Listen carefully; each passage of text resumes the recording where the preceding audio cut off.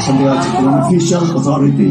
So sabihin, magsusurrender na ako. Alam ko may court order na, may arrest order na ako, kaya magsusurrender na ako. Hindi ganyan yung nangyari. Ang nangyari, napilitan siyang lumabas dahil malapit na ang pulis sa kanya. To his credit, ang sabi niya, yung mga follower niya, magpapakamatay para sa kanya. At ayaw niyang mangyari yun. So to his credit, he was still displaying a modicum of leadership to his followers. Kaya naman, again, I will stress, it was a very, involved police action, augmented, of course, by the AFP, augmented by the civilian arms of government,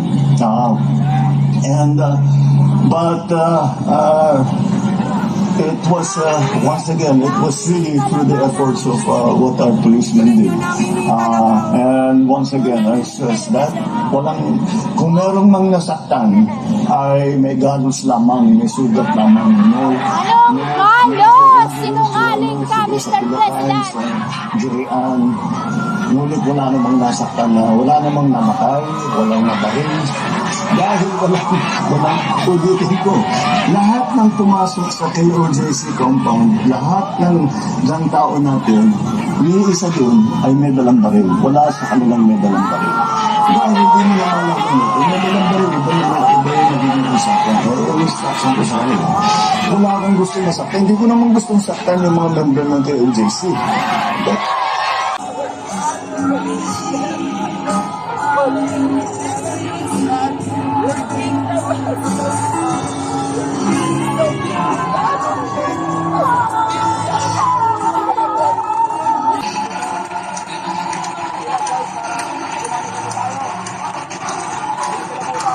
So ngayon, wala na tayong nakikita, mga kababayan, ng mga polis na nakapaligid.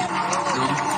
And mga taga-CBN, mapapansin ninyo, sila ay papaalis na.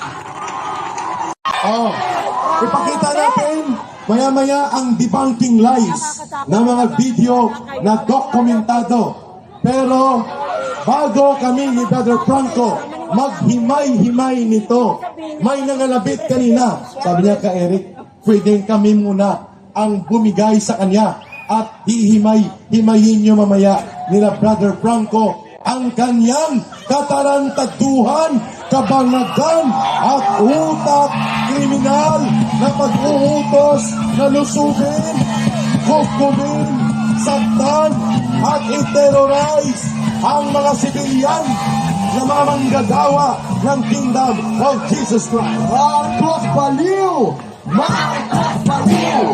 Marcos Baliw!